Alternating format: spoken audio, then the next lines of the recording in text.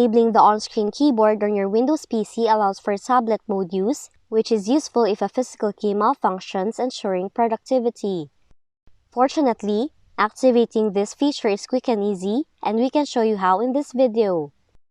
Now for the first method, go to Settings, select Personalization, followed by Taskbar, and toggle on the option for Touch Keyboard option. Now once you have enabled the option, a keyboard key should appear on the taskbar. So you will need to click this icon to use the on-screen keyboard. For the next method, search for OSK on your computer, click on it, and the keyboard should appear. But if you're unhappy with it, you can always disable it by going to Settings, click Personalization, choose Taskbar, and then toggle off the Touch Keyboard option.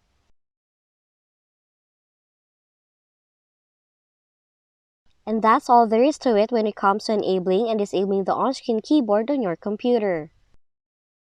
If you found this video helpful, kindly like and subscribe. You may also click and turn on the notification bell so you can be notified from whenever we release new videos.